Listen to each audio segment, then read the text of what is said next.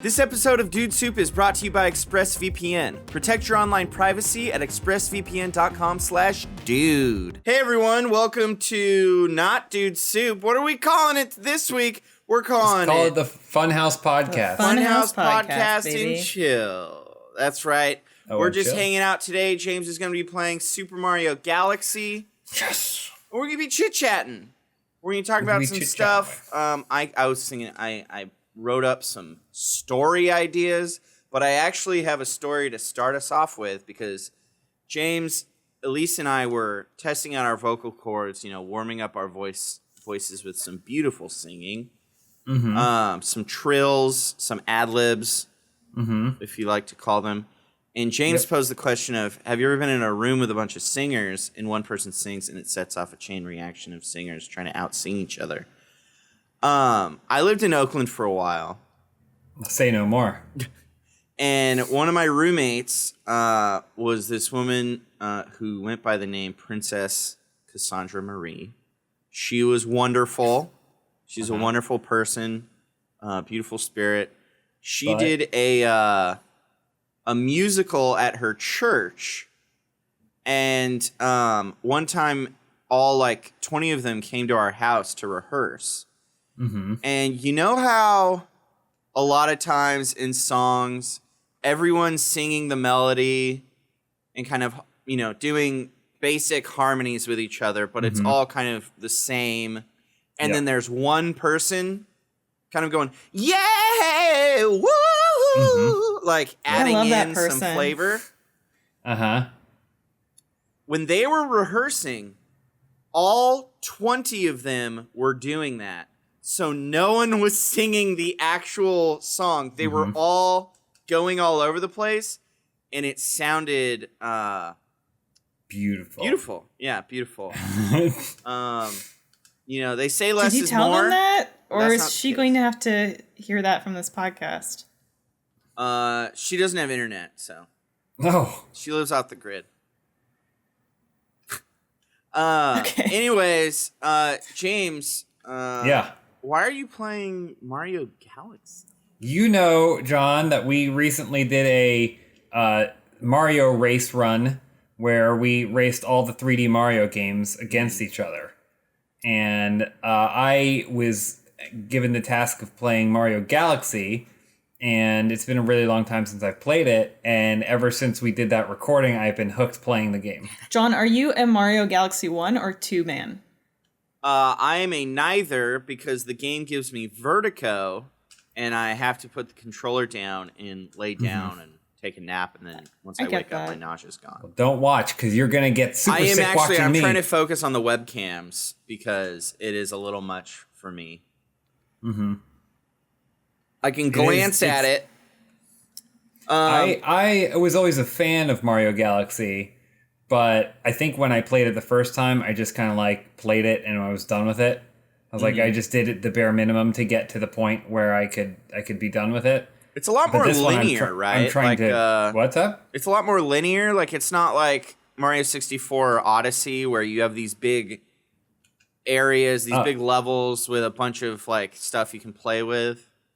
It is, yeah. It's kind of hybrid linear. But it's not nearly as linear as, say, Galaxy 2. Galaxy 2 is straight up just in that one level to the next level to the next level. Yeah, whereas, Mario 64 and Super Mario Sunshine, they kind of lean into the aspect of let's create these really thoughtful, artful levels where you go back into them and you approach them from different perspectives. Galaxy doesn't necessarily lean into that as much, but I've always loved the first Galaxy because I really like the framing device of the ship and how charming that is. But I know a lot of real gamers will tell you that it's in Galaxy 2 that they really perfected the mechanics and level design. He's going to throw up. I literally, you fell off that rocket and then you ran on the tip of the rocket and the camera spun around and my stomach spun around with it. Go on, Elise. No, that's kind of all I have to say about it. But yeah, great games though. Great games. They are great games. I when we were playing it, there was a discussion over, what's the best Mario game, and I know some people say Galaxy or Galaxy 2 is their favorite. For me, Odyssey is just pretty Oh spectacular. yeah, Odyssey. Like Yes. no competition. Odyssey is like a feat. It's one of the best video games ever created. Yeah. I just feel like Galaxy, the weird gravity stuff does stand in the way of it just being like a very pure, fun Mario platformer. Like You hate it does. the main. It's like apart from the main mechanic of the game, I love it. I think N64 just has to get all the points though, because none of these would exist without it, and it changed the game. Oh yeah. And aside from being an amazing game, it also just changed the game for everybody. I love the story. I forget where it was. I think it was in an interview or something, but I learned about it from Mark Brown's Game Maker's Toolkit, that they spent months just working on the jump and the platforming and everything and the movement before doing any level design or anything else in Mario 64. They spent months just working on him jumping around. And I mean, sure that it makes sense because that was just such a pivotal direction in the way that game was going that if that didn't work, it didn't matter how the levels were designed, I guess. And they really didn't have anything to compare it to. Like, right. They were creating something new. That's Does he have so any other interesting. good episodes of his show? What? Like, are any other episodes of his content that you recommend? All of it? I mean, yeah, I'm just saying, like, I figure that's what you might say, but, like, any other standouts? One really that I with you? really, really love, and it's actually what got me to play Dark Souls, which, as y'all know, I'm obsessed with that game now. And I play it, like, every Saturday. I do a run. But he has a video talking about the level design, the world design of Dark Souls, and it's so interesting. I didn't realize that it's heavily inspired by Link to the Past, where it has that kind of accordion design to it, where you start out in the prologue, it's linear, but then it opens up where you have different tasks you have to do, and then it narrows back in Zelda, it narrows back into the Hyrule Castle Ganon 1 fight. And then you go to the Dark World, and you have the 6 different crystals. Yeah, the crystals that you can basically do in almost any order. Some of them you can't, but mostly it's free reign. And then it narrows back again for the second Ganon fight. With Dark Souls, it's similar, where you start in Undead Asylum, and then you go and you get the 2 bells of awakening or something. Of course. That and those would be like your pendants. Yeah, your pendants. Okay. And although there is kind of a general linear path for new players, there are ways to get them out of order, depending on if you get the master key or not. Well, actually, you can totally get there without the master key. You can go through Valley of the Drakes, to the backside, through that elevator. Of course. Anyways. I just had an image of Valley of the Drakes, and it was like Drake the Rapper, Uncharted Drake, like everything So like many Drake I Drakes. can think of just in this valley. And then it narrows for Sin's Fortress in Anor Londo, and then it opens back up to get the 4 Lord Souls, which you can 100% do in any order, and then it narrows back in for Gwyn. So it's really Orlando. interesting. And he also just talks about the world design, which is, that's why I love Dark Souls over really any of the other Souls games, because the whole world is interconnected. Everything weaves together, whereas Dark Souls 2 and 3, Bloodborne, Demon Souls, they're much more linear. Well, Demon Souls is 5 different worlds. Demon's Souls. Sorry, Demon's Souls. And why do you think the first Dark Souls was structured that way, that they deviated for the other 2? I don't know. I'm going to guess that it was well, actually, I think because Miyazaki doesn't want to just do the same game over and over again. Like kind of like Sakurai, Masahiro Sakurai, where he got baited into by Satoru. Which one is it? Don't know. The president of Nintendo. Shigeru Miyamoto? No. No. Well, no, he's not the president of Nintendo. Yeah. Satoru Iwata? Yeah. Satoru Iwata. So basically what happened was Masahiro Sakurai made Kirby Adventure on the NES. And he's like, great. On to the next game. And they're like, no, Kirby's a great success. You need to make another one. So he's like, okay. So he made Kirby All-Stars or Superstar for the SNES, which is like 6 games in one. And he's like, all right, we're good. I'm going to make Smash Brothers now. And they made Smash Brothers, which Satoru Iwata actually helped Sakurai program that on nights and weekends after work. The two of them. He was president of Nintendo, and he also helped develop the prototype for Smash Bros. That's like how James, creative director of Funhaus, but he's also helping you with that concept album. Exactly. But then after Smash Brothers was a smash hit, Sakurai kept wanting to do other games, but they're like, Iwata was like, just one more Smash Bros. Just one more Smash Bros. And he kept having him make Smash Brothers. And even when, was it was either Melee or Brawl. I think it was Brawl. Was that the one on Wii? Yes. Sakurai learned that they were making Brawl at the GDC press conference. Well, it was like announced and he learned that where he announced it. And he was like, wow, that's being made. And then Iwata came to him and was like, listen, you can pass on this, but you should be the one who makes this. And he's like, fine. He's like, and everyone will hate you and no one will like you. Because he had already left to make his own studio. I forget what it's called. It's got that little cross symbol.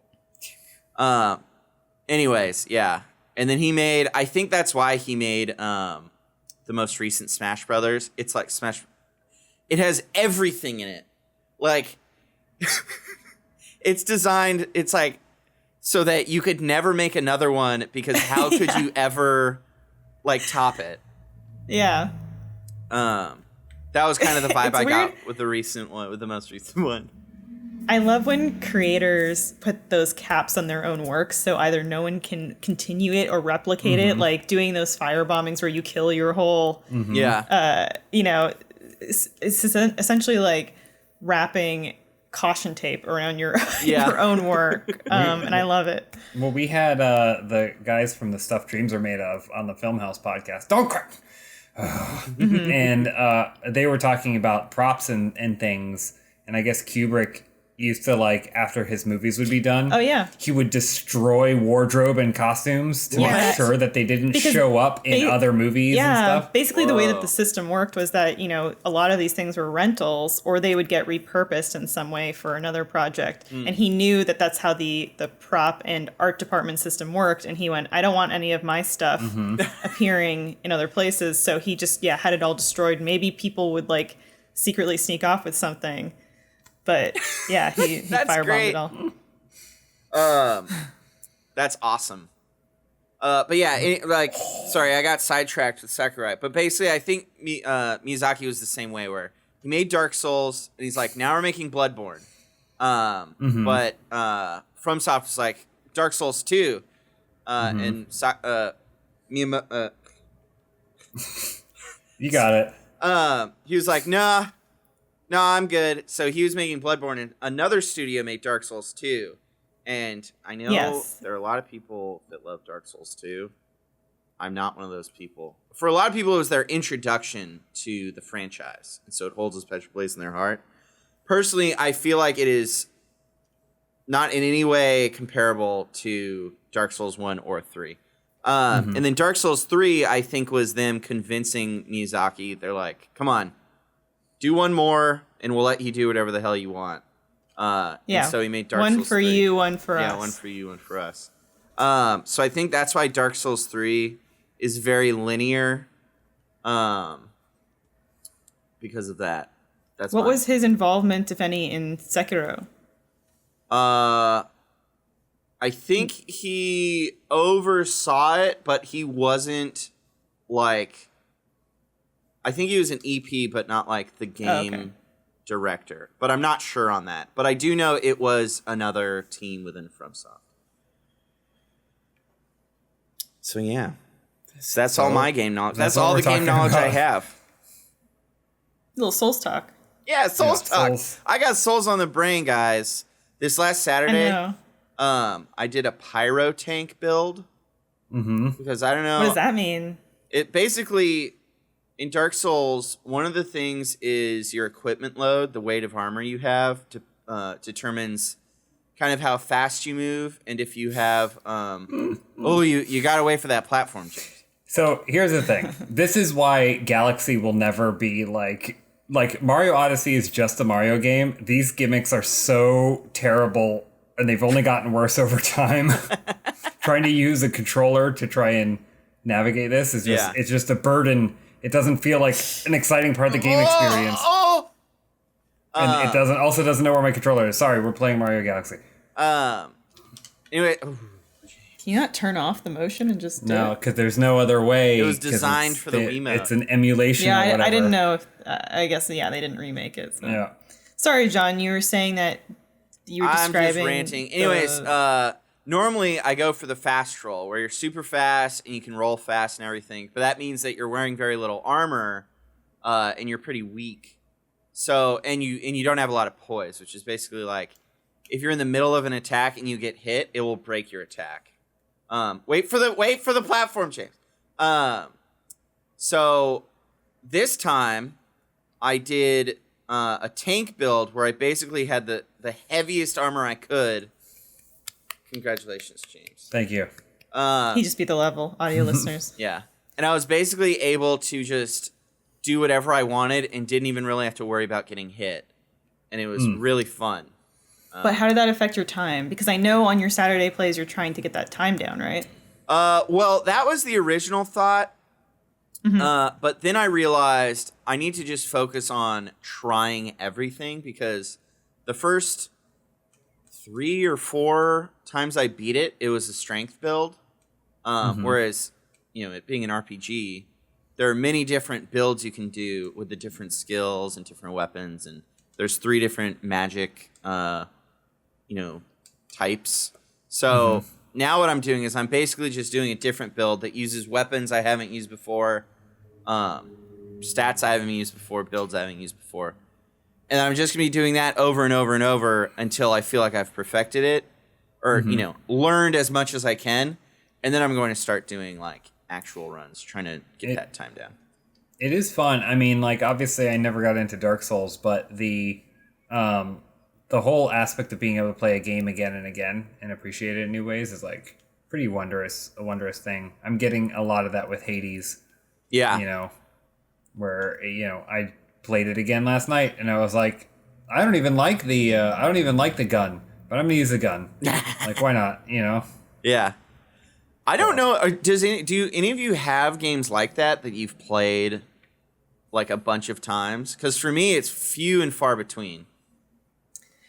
I mean, for me, it's the games that I truly love, like A Link to the Past type of game that I played. And it's not because I necessarily discover something over and over. Like, I guess it would be more in a roguelike where probably you'd play it over and over because you're getting that new experience. But I don't generally gravitate to those. Yeah.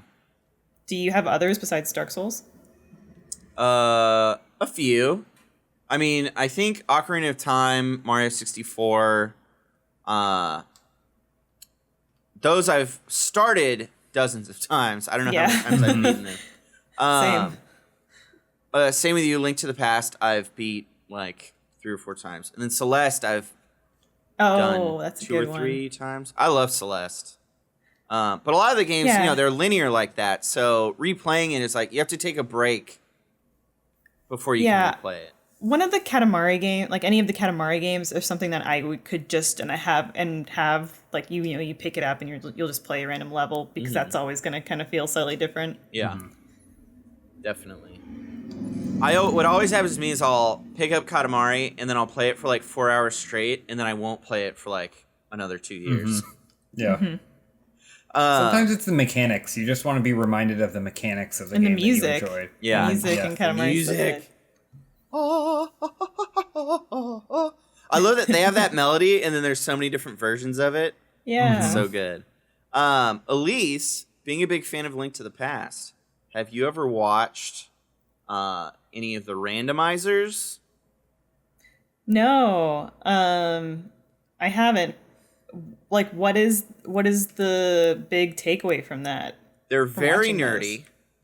Okay. Basically, Go all on. of the speedrunners that have run the game thousands and thousands of times and have like a 90-minute speed in like the all dungeons or whatever version of Link to the Past, they now do this thing where they've made a randomizer where it randomizes all the items, and there's a bunch of different options you can have. Like they have a thing called Key Sanity where it actually randomizes all the locations of all the big and little keys, so that literally every single chest and item you receive, like the thing you receive from the sick boy when you bring him a bee, that's all randomized. And so their pathing is completely different every time because it depends on the items they get.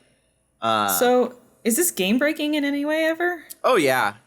Well, no. You mean like locking it like they can't beat it? Yeah. No. So the person who's making the randomizer, it's constantly being updated, but they have something called logic where it basically there's an order in which things are. So like, for instance, the hammer will never be behind an area that you need the hammer to get to. Okay. Gotcha. Yeah, so it is random, but there is logic to it so that you can always complete the game. But it's so interesting to watch. And they do these races where if you're just watching it, watching someone casually play it, it might be a little, you might really not really know what's going on. But there are a lot of races on like the twitch.tv/speedrun, and they have them all on YouTube where two people are racing and then two of the other people that do the runs are commentating, being like, oh my God, he got the glove. Oh, he got the moon pearl. That's going to unlock this place, and this place. He got a moon pearl. Yeah. It's like, where's it going to go? Is it going to go to this dungeon or this dungeon? He got the Titan's Mitt. Yeah. And yeah, there's always a thing, I forget if there's a term for it, but it's dark world access because you need certain items. You need like the moon pearl, the glove, and then a few other things, and then you have dark world access, and then that opens the game up a lot more. And it's just really interesting, all the pathing and stuff, because they're like, just the math they're doing in their head is insane, of just like all the different, it's like chess kind of, how Star hear Wars about how chess. chess players are looking like 8 to 10 moves ahead or whatever. That's what the randomizer does. Not to derail this discussion, but tangentially related, I sent Matt Peak and Ryan Haley a link today for 3-person chess. Oh, whoa. Which is, basically just like a round chessboard where you've got like 3 sets of pieces set up. Weird. And they thought that I was challenging them. I was not. I was want not. any part of that. I did not want any part of that, absolutely. Well, They were I like, think it's "Is because this a for challenge?" years now, it's only been the two of them going back and forth, and they're like craving new challenges. Yeah, I did not want to get myself sunk into that. Do you have a favorite Zelda item/weapon? That's a good question. I love the boots. At least in Link to the Pegasus Past. boots. Yeah, having the boots is like, I love sprinting around everywhere, running into the walls, trying to stop it right before you hit a wall. It's always so fun. What about you? It's probably a pretty basic answer, but the hook shot Oh yeah, is always That's kind a of great hook shot. my favorite thing. I wish I had a lame or niche answer like I love the hammer. Is that niche? I feel like I've never heard anyone in the say. world of Link to the Past, what are the niche items? I mean, there's I'm something curious. quite satisfying about cracking the masks off those little crab guys or whatever they are. Oh yeah. They're probably like guinea pigs. I have a really hard time of telling what certain creatures are in video games. I think they're Cubans. Oh, yeah. Q-bones? Yeah. Yeah. That's their mother that you're shattering? Yeah. Their mother's skull. You're smashing with a hammer. Do you have a favorite item? In Link to the Past? I guess, or Zelda. At least you look to your right. You're supposed to be looking down when you talk to James. Hello. You got a favorite For the item? audio listeners, we have them split up So even though they're on one webcam, they're on top and bottom of each other. I think I've only beaten Link to the Past the one time. So I don't really have like a preference necessarily. Oh my god. So that's all I can say. So I don't really know. Yeah, and he's The beaten hammer. Twilight Princess like 12 times, you freaking emo. I love Twilight Princess. Most Zeldas, other than Ocarina of Time, I've only beaten the one time. Most games, I would say, I've only beaten the one time. I've only played Skyward Sword once. Not Skyward Sword. Yeah, Skyward Sword I've only played once. I never started beat Skyward Wind Waker Sword, a I bunch. never beat Twilight Princess. I didn't really have Wii's or Wii U's or any of those, so I missed out on a lot of those. Mm-hmm. Sadly. Yeah, Wind Waker I've never finished. Oh my god, James! Well, I know It's everyone so loves it, but there's a magical. point where it opens up, and I was getting really bored just wandering Sailing around. everywhere. Yeah, you do have to really be like, I am going to just wander and wander and wander. Also, I feel like it came out at a time when the idea of just being able to explore this vast open ocean was like really cool and like new and exciting. But like, there's so many games that do that now, and do it really well, that like it's a harder sell for me. Yeah. To do that. But I mean, I like it when I'm actually playing the game and not just exploring the world. Yeah, it's definitely a game too where if you put it down for a considerable amount of time, you will lose track of what you were intending to do or where you were going. Yeah, for sure. Love those treasure maps. We were just talking about Link is Astral 7. Chain. What? We were talking about Astral Chain before we started. Yeah, we because you were. It's saw like that I have living it. inside an anime. I have it. We have it downloaded on my Switch, but I never beat it because if you step away from it for like more than a week, you forget where you are because it's so deep in anime lore. I don't even remember how it works. I just remember the sensation of playing it. Well, you have your little guy, and they're attached to you by a leash. You have a They're chain. your little pet, yeah. An astral chain. And then you can send them out to go and attack, and then you get into the VR realm. But then there's a whole nother aspect of the game, which is like the kind of like investigation, because you technically work for the police department, essentially. Get out of my way, you little thing. You're speaking Latin to me right now, and I don't speak it. I had a I'm list. pretending like I'm. Oh, what? I'm pretending I'm collecting star bits. Thank Oh, for you your did with help. the Wiimote? Nice, Elise. Yeah. Wow, Thanks. you're so good. I can get them all. Oh, I missed one. Elise, you've been playing a lot of Agent A, right? I have. Were you familiar with this game, John? I actually was on the development team. Wow. Oh, Yeah. That's impressive. When did you find time to do that? Here and there. Okay, because you've been telling us you've been really busy, so are you not? Yeah, I've been getting a lot of sleep, and I've been pulling long hours, but yeah. Oh, okay, gotcha. You know, I had just played through Jenny LeClue. It's Jenny LeClue is a delightful kind of point and click mystery narrative game. I'd say it's geared toward a younger audience, but I love the art style and the writing is very charming. It's something that I definitely would love to write like someday. And it just got a voiceover update. Oh? When the game first came out, it was just all text based, but they did a full suite of voice acting to it, and you didn't think the game could get more charming, and it did. Yeah. And so I was like, okay, well, I want to play through it with the voice acting, so I did that, and I would say the mechanics, the puzzles aren't super complex in any way. I think the game's definitely geared toward a younger audience, and it's more about telling that story. So it's very like simple puzzles and stuff, but I still think it's a very charming experience. Nevertheless, it kind of like gave me this itch for I want a really good kind of very puzzle heavy game that I can get into, and I was kind of digging around on the Switch.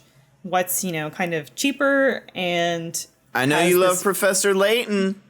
I do love Professor Layton, but I said, what can I for a couple bucks can I get? And I noticed like this game Agent A, that was pretty well reviewed, and I think it had originally been on mobile, maybe.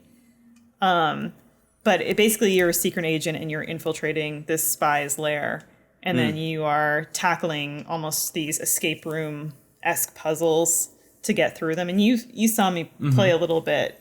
because I would do the thing where I would be, I think like one Saturday, I just like was on the couch for about like 5 hours, just couldn't stop playing through it. Hell and then yeah. I would get stuck like twice. I think I got stuck and I said to James, like, I just don't know. And it'd be the kind of thing where once he starts watching me, then I go, oh, okay, well, now I see it.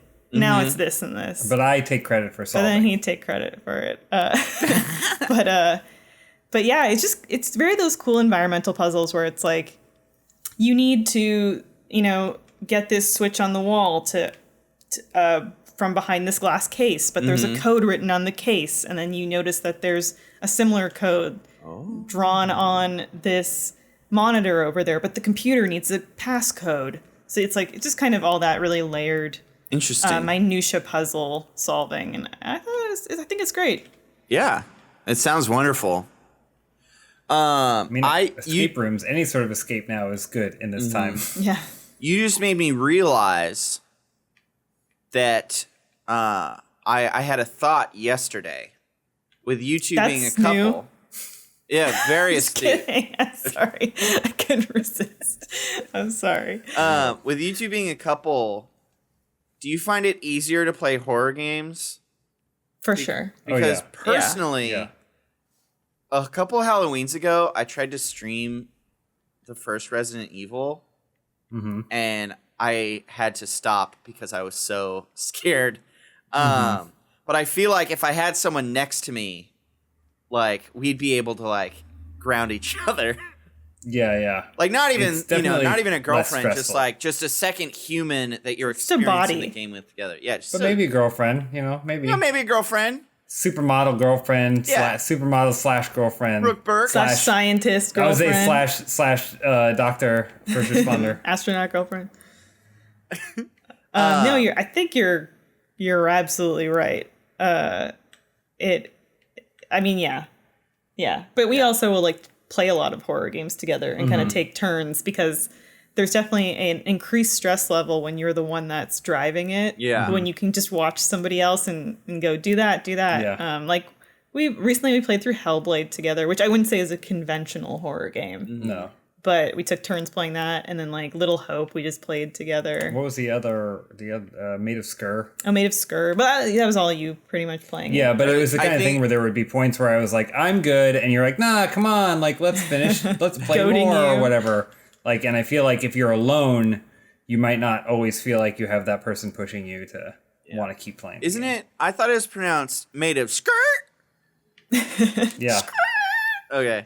By the way, let's take a quick break and hear a word from our sponsors. All right, y'all, listen up. I'm going to educate you.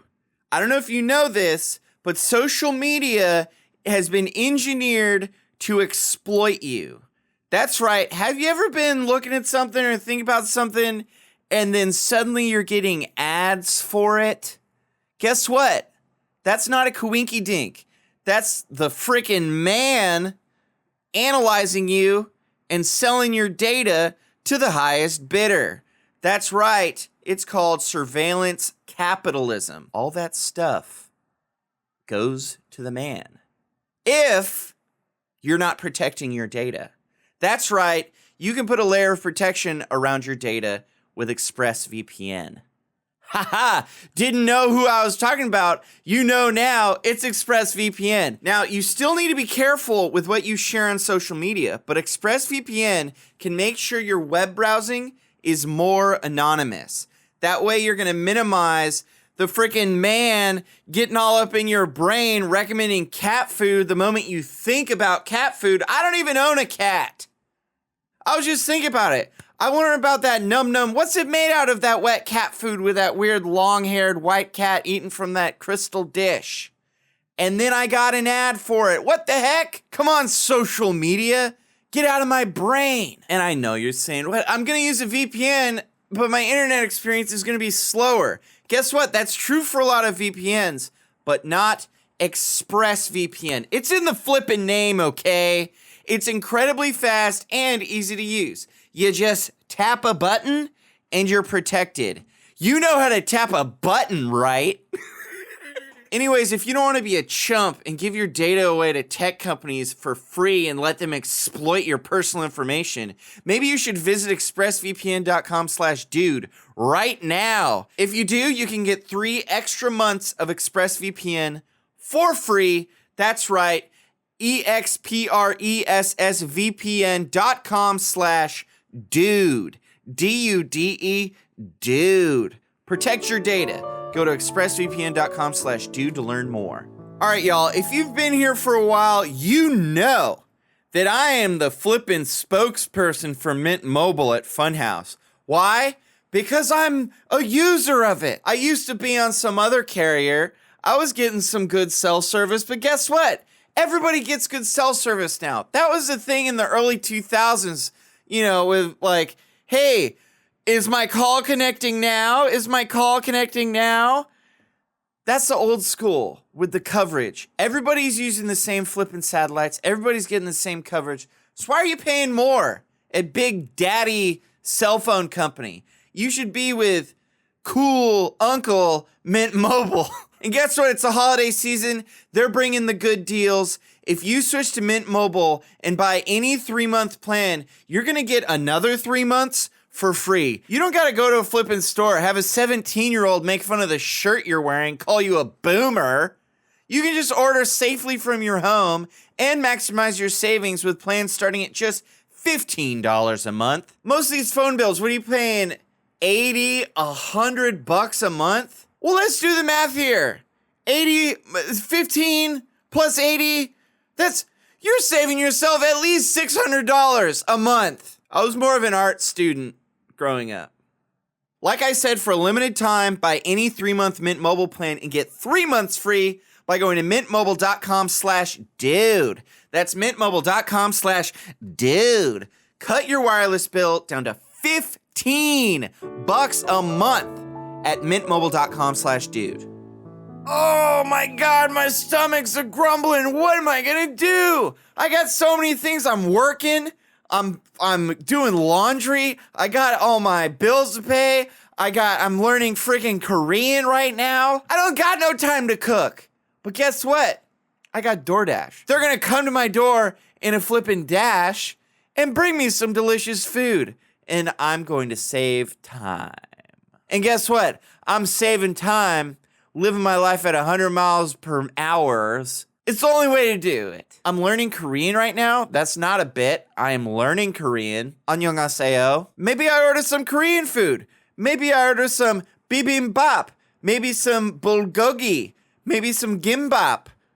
Maybe some tteokbokki. That's right. Whatever you're craving, whether it's Korean food or literally any other type of food, you can get it from DoorDash. In a flippin' low amount of time, it's gonna get there fast. Okay? Guess what? Also, we're all kind of in a hard time right now, but some of the biggest people getting impacted by everything we're going through are the restaurants. So guess what? You got a favorite restaurant? The best way to support them is by continuing to order from them. They're still doing great work. They're still making great food. We got to keep them around because I want my flippin' bennies. If you're in LA, you got to order bennies. It's the flippin' best. If you're not in LA, I feel bad because you're missing out on bennies. But I'm pretty sure there's thousands of amazing restaurants you can order from in your hometown. And guess what? You're going, oh, COVID. Their deliveries are contactless. They want to keep everyone safe, from the restaurants to the drivers to you. They're doing it right in 2020. Okay, y'all. So right now, everybody watching or listening can get $5 off and 0 delivery fees on your first order of $15 or more. All you got to do is download the DoorDash app and enter the code DUDESOUP. One word, DUDESOUP. That's $5 off and 0 delivery fees on your first order when you download the DoorDash app in the App Store or the Play Store or the Linux phone store, wherever. And all you got to do is enter the DUDESOUP code, DUDESOUP. Don't forget that's DUDESOUP for $5 off your first order with DoorDash. Download that app and then download some food into your stomach. And we're back. How did you guys like that segue I just did? It was pretty really straightforward. Good. It was smooth. Seamless. Yeah, it was smooth. Because what did you say? Speaking of something, and then that was what it was. I just said, oh, by the way. All right. John, have you gotten your hands on any next-gen consoles yet? No, I was considering it, but I've been trying to be very frugal these days. Smart. And also, when the whole Xbox One and all that stuff came out, I didn't buy one until the S. Right? That was that was like the Pro version. Whatever it was, I bought like the Pro like a year or two later when they released like the deluxe version, and I felt like that was good. That was a good way to do it. So like, even though I'm gonna miss out on some early access to games, I'm fine waiting and then just having like a much larger library of games to pick from. I am still of the mindset that like next gen for most people is not going to be like a game or whatever. You know, like everyone's pointing to Miles Morales as being like, oh, it's an incredible next gen game. But like for me, I think that again, the ability to play on the go is more next gen. What is going on? Oh no, James! And then I didn't, and this is another thing. I only found out recently that if you have a PS4, what is happening? Are you trying to do that backwards flip? I'm just trying to get him to bounce off the wall. If you have a PS4, you can remote play in to your PS5 or whatever. And I was like, oh, that I like. I like having the options and the versatility and the convenience. The Switch didn't really change anything for me, but it really convinced me that next gen for me is the ability to play despite being a busy human being, you know? Like, can I play PS5 on my Vita?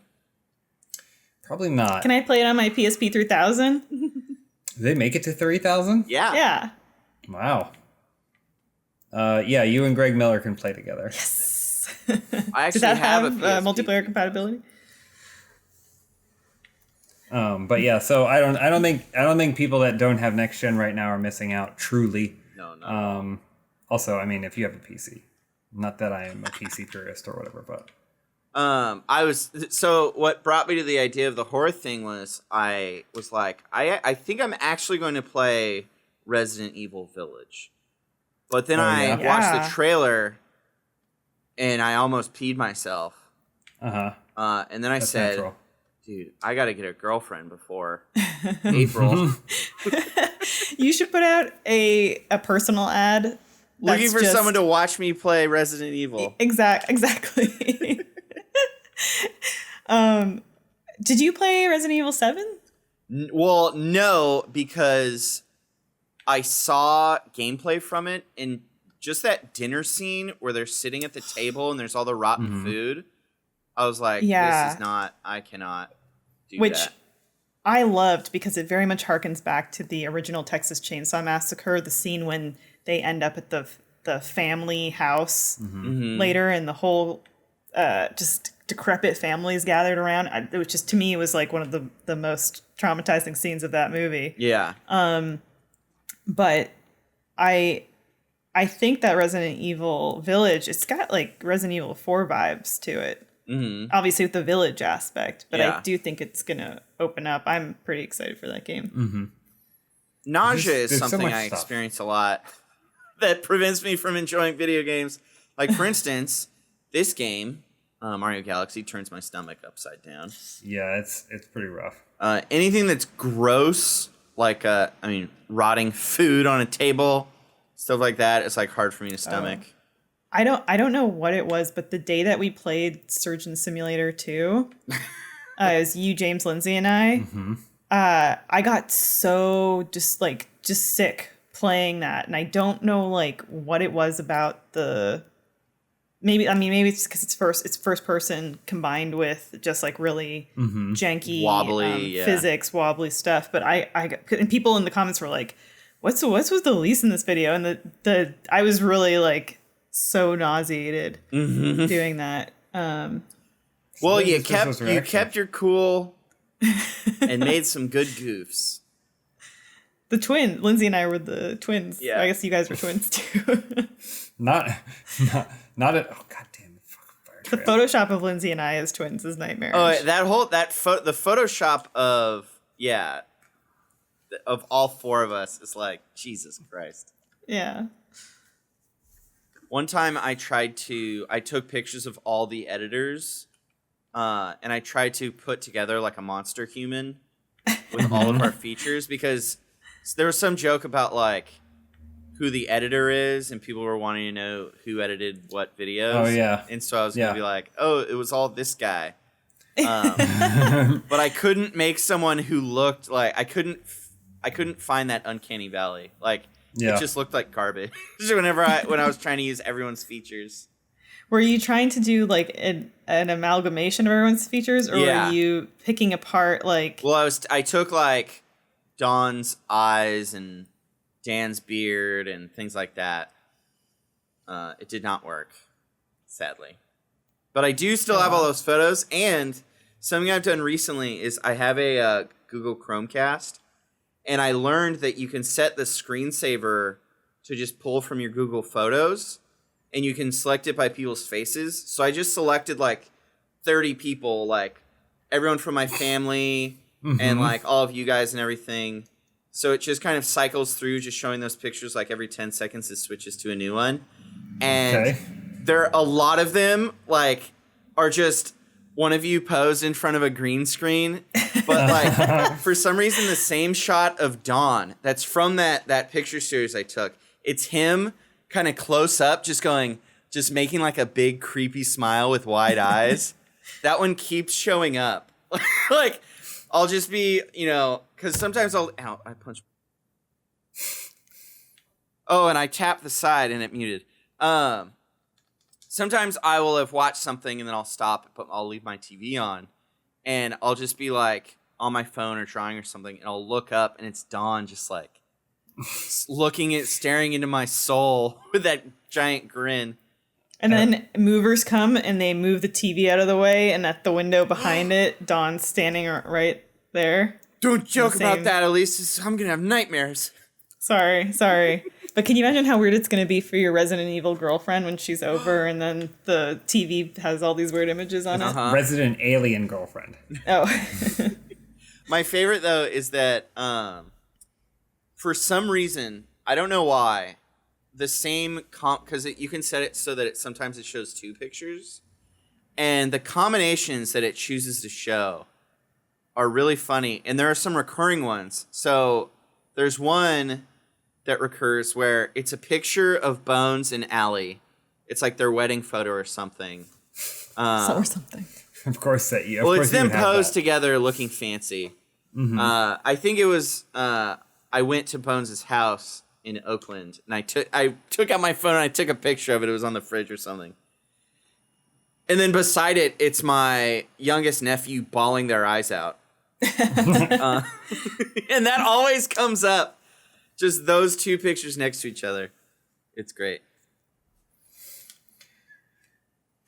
They don't talk about often the hidden cost of working in the industry we do, and having to, like, if you're going to get a Photoshop or get a green screen or whatever, like you're going to have those photos on your phone forever. Yeah. This is the hidden cost, is that you end up, number one, filling up your Google Photos, but then number two, you'll just occasionally get like a did you mean to take this photo, or were you looking for this person? Or it's like, remember this day 2 years ago.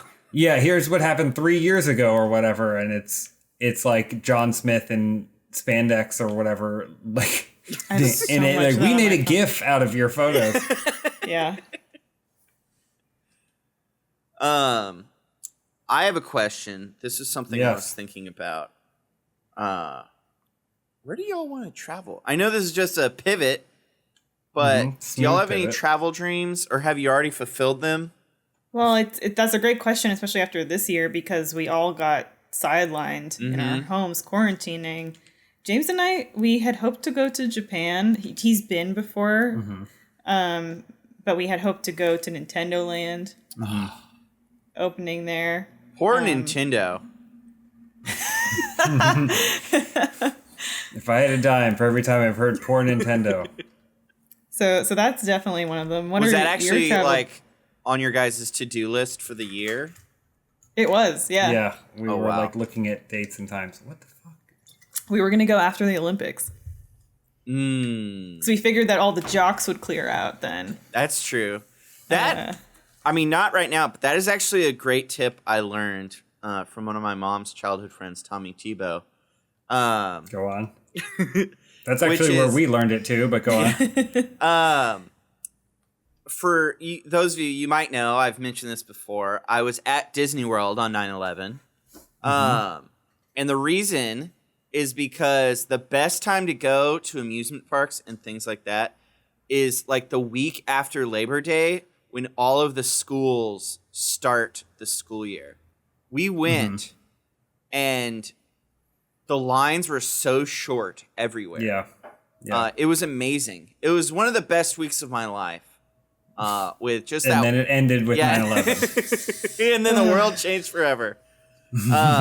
But really, it was so great, and it wasn't crowded. And I just recommend that, in 2024, when this pandemic is over. 95% success rate vaccine. Yeah, I heard about that. That's pretty interesting. I read the headline, and then I moved on because I don't want to put faith into anything. But is that true? I mean, who knows? I've read several things that's like, this has been such a highly publicized thing to find this vaccine that to really determine the true community impact of it. It's like, the medical by publication or whatever. They're like, we figured out that this is a superfood, where there was one clinical trial that showed some minor success, but they're hoping sometimes people that do investigations will publish things with the hopes that it'll lead to more funding. Oh yeah. So who knows the true legitimacy of it or how long it'll take to get it in I just had a vision of the future. They get a vaccine, 100% success rate, but it's from this shitty pharmaceutical company that wants to sell it for $10,000 a shot. I mean, you're describing what will probably happen. But then, savior Bill Gates comes in and buys the patent and releases it for free across the world. But so many people think that Bill Gates invented the virus, they refuse to take it. Yeah, it'll be interesting when anti-vaxxers you just described what is probably going to be a... I've already said that I want to get the vaccine the way that in X-Men The Last Stand, the mutants, when they're going to get their... They have that gun that all the military have those I want to get shot. Well, also don't forget the fact... Am I the modern day Nosferatu? Could be. I was going to say, don't forget the fact that in X-Men The Last Stand, when they want to make sure there aren't riots at the facility that's taking it, so they make sure to issue a bunch of guns that fire the anti-mutagen virus or whatever. So it's like, why do you wait in line? Just storm the place and you'll be out of there by the afternoon. That's a good point. They should just set up like an auto turret. Then you'll be arrested because you don't have your mutant powers to help you get away. This boss is some I'm just BS. glad Ben Foster. This is why Galaxy will never be top tier. Yeah. Do you remember when Ben Foster and Cisco were in a movie together? No. What movie was it? Let's find out. Ben Foster, Cisco. Get over it. Ben Foster, Cisco, and Kirsten Dunst. And Mila Kunis. And Sean West. And Martin Short. Elise! Who wasn't? Why don't you just tell us who wasn't in the movie? I love Martin Short. Oh my God. Anyways. Yeah, we wanted to go to... We were supposed to go to Mexico over the summer. There was a lot of stuff, actually.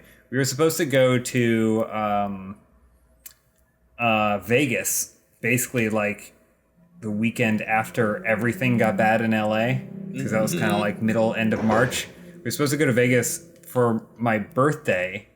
I didn't get an invite to that. Yeah, I know. To meet my parents there, because I haven't seen them in years. In person, I haven't seen my parents in years. So we were going to meet in Vegas and go to a Robbie Williams concert. And that, of course, got hard canceled. And... okay. Yeah. Go ahead. We're talking about the saddies. Let's talk about the goodies. Do you have any fun international stories from past trips? I mean, basically every single time I've gone abroad, I've had like an amazing time. Isn't it so fun? Yeah. John, what about you? I got one. When I was 20, I got hired at Invisible Children pre-Coney 2012 to go and film in Uganda for 3 months. And on the way, they planned for us to. They had just launched like a London office or a UK office. They were in Oxford, and so they're like, all right, they're going to pick you up from the airport. Like, you're going to go around with them for a week, and then you'll fly to Uganda. We're like, great. And so we land at Heathrow, and we go out, and we're like, man, I can't wait to meet these two guys. We've heard so much about them. And we go out, and we're like, we don't see them. And then for hours, we were like trying to call and get in contact with people at Invisible Children. And eventually it turns out that they had no idea what we were talking about. And one of them was in another country, and the other one was leaving for another country the next day. So we split up. The two people I was with went and met with one guy, and then me and this guy, I think his name was Brody. He went and picked me up.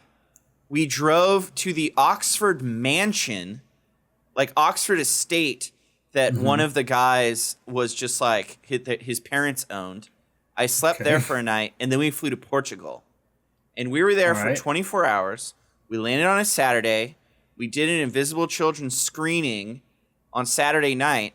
And then the people that had like kind of organized it, the volunteers, took us out on the town in Portugal. Portugal. And, in Lisbon. And let me tell you, we went a lot of different places. My favorite bar was this bar that was like, had 8 different rooms, and they were all full of knickknacks. Like wall to wall, ceiling, floor to ceiling, thousands of knickknacks on the wall everywhere. And there was one cabinet that was full of Nazi memorabilia, which was a little weird. Okay, all right. But, you know, they had collections from all throughout history, all throughout the world. So, like, give them a break. Did you beat the boss? I did. Nice, James. I wasn't watching. That was my number 100 star. Cody, our TD, said, I once got lost in Germany on my way to my friend's wedding. Oh, nice. Nice, Cody. That's wild, Cody. Yeah. Anyways, long story short, that was the first night I had White Russians. I had many of them. And I remember, last thing I remember is in the cab on the way to the airport, and then I woke up on the plane going, we are now landing in Frankfurt in Germany. So I blacked out in one country and woke up in another. Oh, that's nice. Yeah. One time, James and I, we were in Sydney, and we were, Sydney in the summer, beautiful weather. We were walking home from the Opera House, I think. Something like that. Yeah, I think Back to the hotel. You ever do that when you travel? You're like, going home. You're going to your hotel. Yeah. Okay, friend. You're going to your hotel, but you say home because it's like calling your teacher mom. Because you're a big dum-dum. So we're going to the hotel, and we were about to cross the street, and then a bus like whooshed by. And we close call. We missed it. Almost hit by this bus. Whoa. And then I said, man, I could really go for a hot dog right now. It's, midnight or whatever. And we were walking past this this building, and there's a restaurant there, and they're inside. No really windows though, but there's a menu outside, and James is like, look, there's sauce. They have sausage.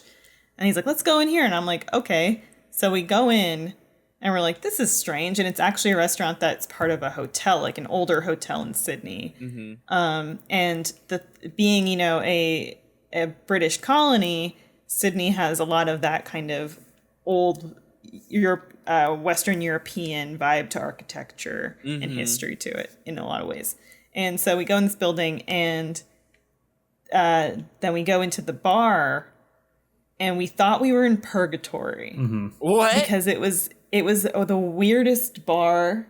It was like I mean, it was a cast of characters in it, like the type you would see in an Agatha Christie murder mystery. and there were a lot of portraits everywhere too. Yeah, there were lots of portraits of twin boys dressed in Victorian frills. But also we started noticing that some of the portraits looked a lot like some of the people in the bar.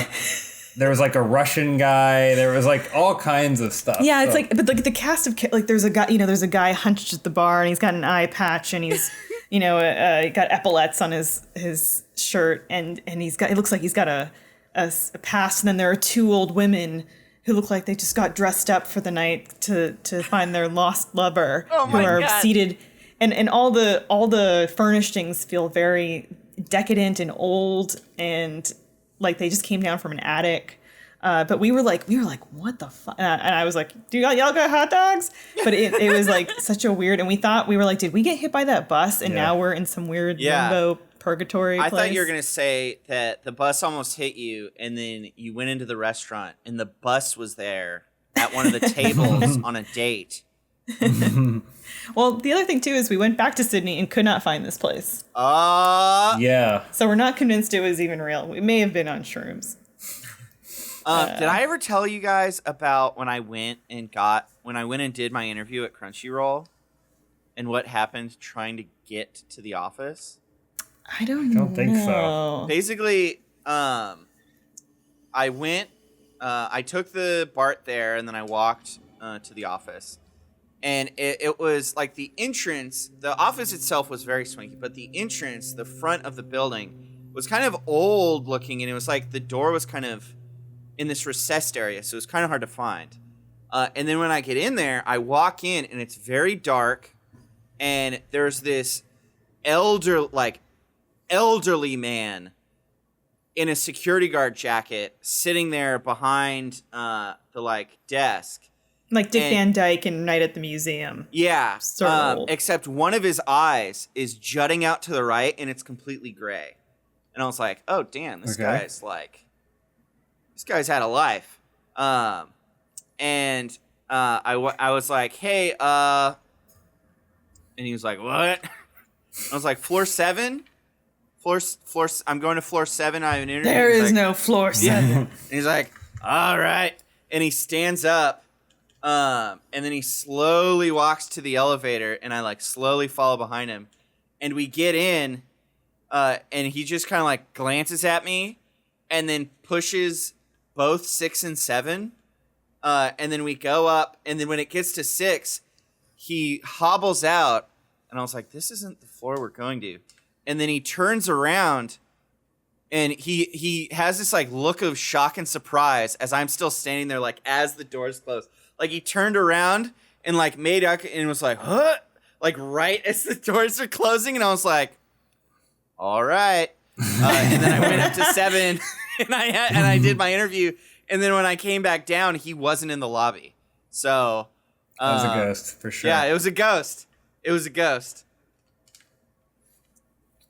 Yeah, I don't know what to think about something stuff like that happening. The only explanation here is that there was a ghost.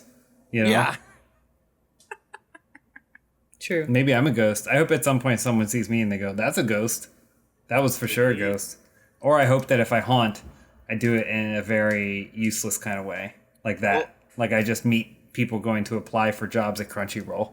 Yeah. Have you seen that video of the guy, jokingly tapping a guy on the shoulder and then going around the other way? But it actually prevents the guy from his head being smashed in by a pole. Oh no. There's this guy standing there outside a bar or something, and it looks as though a drunk man is walking by him. And he does that classic goof, I've pulled it on y'all dozens of times, where you tap him on the right shoulder but then go around the left. Mm-hmm. And classic so the guy goof. They look like complete strangers. The guy's just kind of walking down the street, and it's a security camera. And the guy just taps on the right shoulder and then keeps walking and he goes off frame. And the guy who's standing there looks over his right shoulder and is like, what? But then there was this 18-wheeler or something turning onto the street and something on the back of it comes off and it's just this huge pole and it swings across and the dude jumps out of the way of it. And basically had that drunk guy not pranked him, he would have been severely injured and maybe died. Because it was like a big-ass pole and it was swinging fast. Have you watched... Oh, sorry, go ahead. Well, I was just going to say, so a lot of people are like, this is an angel. Like, this is like hard evidence of an angel instead of it just being like a twinkie-dink. Yeah. Have you watched any of... I know I mentioned it, but How To with John Wilson yet on HBO? No. It's like Nathan For You meets... Sugar Pine 7. Sugar Pine 7 meets docu-series, but I think you would love it, John. And there's an episode that's just about scaffolding in New York, because scaffolding is such a huge industry in New York because there are strict regulations about having scaffolding up if you have any kind of renovation project going on, construction, because of deaths related to someone walking on a city street and things falling on them. Oh, wow. Or what have you. But it's a... I mean, this stuff... I mean, you just got to watch the show. The show's wild. It's, Yeah. I can't recommend it enough. It always starts with something like that. And it's always... Yeah, it's always... in pursuit of more explanation. It opens up. It's I like the ones where it's like a very mundane point of entry. So scaffolding is not exciting in any way. Mm-hmm. But then... at a certain point, you're watching two dudes getting jerked off, and you're like, how did I get here? Well, maybe you're asking that. I'm not. I love stuff like that. And that's another interesting thing is if you deep dive into anything, it gets really interesting. Like whether it's the communities revolving around those things or like there's so much depth to everything that we just don't know about because we aren't in it. But another show kind of like, well, that kind of reminds me of that in a different aspect, in the aspect of religion, is this show called John Safran versus God. It's this Australian guy who I think was on like one of the first seasons of Amazing Race and people loved him. So he got like his own show. And it's basically him traveling around the world experiencing every religion. And there's only 8 episodes. And there One are for so each many. religion. What? I said one for each religion. Yeah. I think they do multiple religions per episode. I haven't watched it since like 2008. But it's so, I remember it being so interesting. Like at one point he goes to a voodoo event where they like sacrifice a goat and stuff. And he's just like standing there looking all bewildered. But then he's like, the next day, this goat fed everyone in the village. But then at the end, well, I won't tell you. Never mind. The end, like, it takes a twist, and it's really interesting. But it's one of those things where, like, John Safran versus God. Okay. I don't know if it's streaming anywhere. I saw it, back in 2008 or 9. My friend just had them on an external hard drive, and I have no idea where they came from. Okay. And the other one, if you're listening on HBO, is on HBO, and it's How To with I think John Wilson. How To with John Wilson. That's what you want to watch. So gonna watch John it. Safran. John Safran versus God. I'll slack it to you. It looks like a lot of the episodes are on YouTube now, because I don't think it was one of those shows that like got, like DVDs or anything. So, anyways, I think that's it for us. That's it? That's the whole thing? That's the thing. I didn't finish the game. You didn't beat the game, James. I didn't go to the center of the galaxy. I need to get 120 stars. How many do you have? 101, I think. Well, So we close. can go another 3 hours. Let's just keep going. All right. Well, thanks everyone for tuning in. Check out those 2 shows, John Safran versus God, How To with John Wilson, and Finding Love with John Smith. And we'll see y'all next week for the Wooby Dooby Super Duper podcast. Actually, wait. Wooby Dooby reminded me. What we got coming up on Funhaus, y'all? Well, James, you're hosting the podcast next week. Next week I'm hosting the podcast. With some guests. No, not the And have podcast. some guests from What's Good Games are going to join us. Oh. It's going to be a lot of fun. The Funhaus podcast or whatever, whatever individual host we have wants to call it. But it should be fun. And what's coming up on the channel? So on, is it Tuesdays when it comes out? We're changing up comments. It's a new show that I'm going to say begrudgingly, because I did not agree to this title. It's called Woo Woo. You'll have to watch it to find out what that means. And then we also have the game that inspired this playthrough, the Mario Speed Race. I'm not going to tell you when these are coming out. You just got to keep an eye on them. And that's because I didn't write them down. He doesn't know. Yeah. We did a holiday gift exchange. That's another thing that I thought was pretty fun. Oh yeah, I just watched that video today. Gave notes. It's a fun one. Is it? Yeah. Who do you think got the best gift? Who do you think gave the most thoughtful gift? Is it weird that Ryan Haley? Maybe. No. Not the answer. He would go. Why is that weird? And he'd have a big grin on his face and he'd laugh. Ryan's a sweet man. One of my most anticipated videos of the year, Peanut Butter Robot. Oh yeah. This is an A+ video. This video is going to change the world. Peanut Butter Robot, what does it mean? And then, of course, this is something that I've piloted, and it's going to be a weekly segment. The Elise Willems Appreciation Series. Ooh. I added that to the doc. It's just going to be a video of us all talking about how much we love Elise. That's not a video. Don't quit shaking my chain. I'll tell you a real video. I think Valley Folks supposed to be on Funhaus with us this week. Oh, very cool. Into the volcano. Look, I did. There was something Nice. inside Secrets. Did you step on the button? I need to figure out where some star bits are, because I need to be able to get the star bits. There they are. Well, thank you, John, for a delightful podcast. Sure. Yeah, I hope thank it you, was John. fun just chilling out, chit-chatting. Who gives a heck Chatting the about chit. news? There is no news. You do. If you want news, why don't you go check out Inside Laming? Nice, got him. I thought of Nice, that one you this got 'em. morning. Oh, you write it down? Yeah. Don't lose that. It's on my hand. Anyways, bye everyone. You big Bye. piggy star. Eat up. Shovel this star bit.